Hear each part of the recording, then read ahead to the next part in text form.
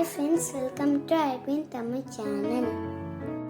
Hi friends, அனைவருக்கும் வணக்கம். நீங்கள் நம்ம சேனலுக்கு புதுசுன்னா சப்ஸ்கிரைப் பண்ணிக்கோங்க, பக்கத்தில் இருக்கிற பெல் பட்டனை ப்ரெஸ் பண்ணிக்கோங்க. இன்றைக்கி நம்ம என்ன பார்க்க போகிறோன்னா, வால்நட் அல்வா எப்படி செய்யுதுன்னு பார்க்க போகிறோம். அதுக்கு என்னென்ன தேவையான பொருட்கள் பார்க்கலாம். இது குழந்தைங்களுக்கு ரொம்ப நல்லது. வால்நட் பார்த்திங்கன்னா தனியாக கொடுத்திங்கன்னா சாப்பிட மாட்டாங்க.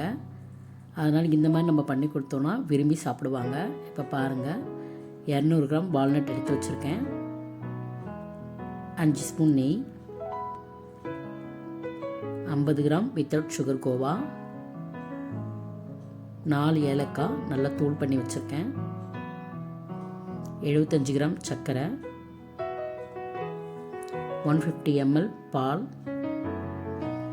இப்போ பாருங்கள், வால்நட்டை நல்லா மிக்ஸி ஜாரில் போட்டு நம்ம அரைச்சி எடுத்துக்கலாம்.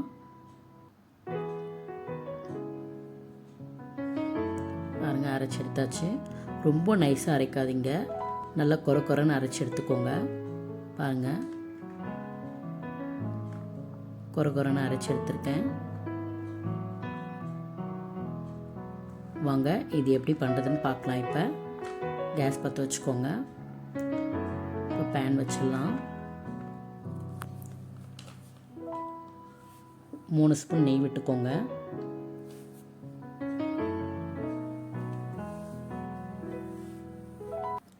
நெய் காஞ்சதும் முந்திரி பருப்பை வறுத்து எடுத்துக்கலாம்.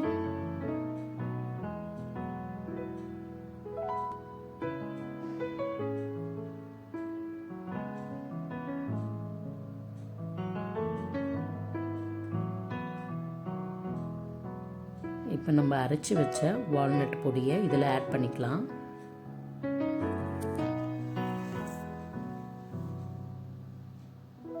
இதை நல்லா வறுத்துக்கோங்க, பச்சை வாசம் இல்லாமல் நல்லா வறுத்துக்கோங்க. நல்லா கிளறி விட்டுக்கிட்டே இருங்க. அந்த வால்நட்டோட வாசம் இருக்கக்கூடாது. நல்லா நெய்யில் வறுக்கிறதுனால நல்லா செமையாக இருக்கும் வாசம். இந்த பச்சை வாசம் போனோடனே அப்புறமா பால் ஆட் பண்ணிக்கலாம். நம்ம அதை பாருங்கள், நல்லா வறுத்துட்டேன் நான் நெய்யில்.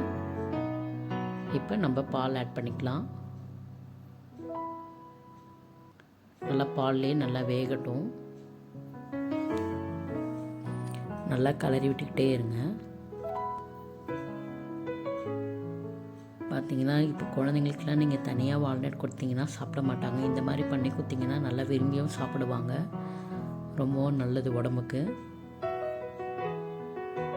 பாருங்கள், கோவாவை இப்போ ஆட் பண்ணிக்கலாம்.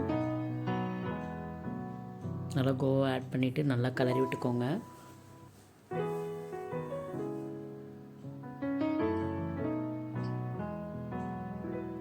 அதுலேயே பாருங்கள், நல்லா எண்ணெய் மாதிரி அப்படி திரிஞ்சு வருது.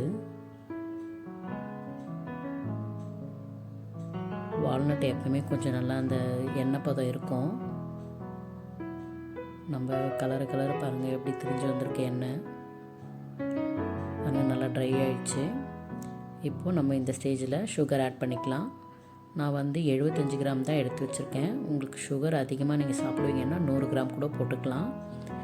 நாங்கள் கொஞ்சம் கம்மியாக சாப்பிட்றதுனால 75 கிராம் தான் போட்டிருக்கேன் நான். நல்லா கலரி விட்டுக்கிட்டே இருங்க. பாருங்கள், சுகர் போட்ட உடனே கலரே மாறிடுச்சு. இப்போ ஏலக்காய் தூள் போட்டுக்கலாம். நம்ம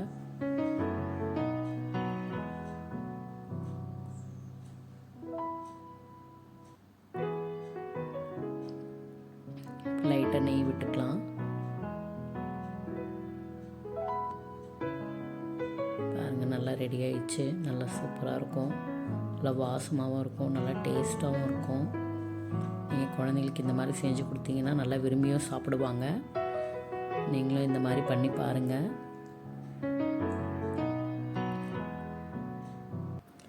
பாருங்கள், அல்வா ரெடி ஆகிடுச்சு. இப்போ கேஸ் ஆஃப் பண்ணிடலாம்.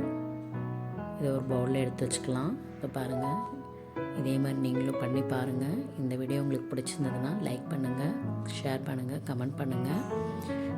அடுத்த வீடியோவில் வேறு ரெசிபியோடு பார்க்கலாம். நன்றி.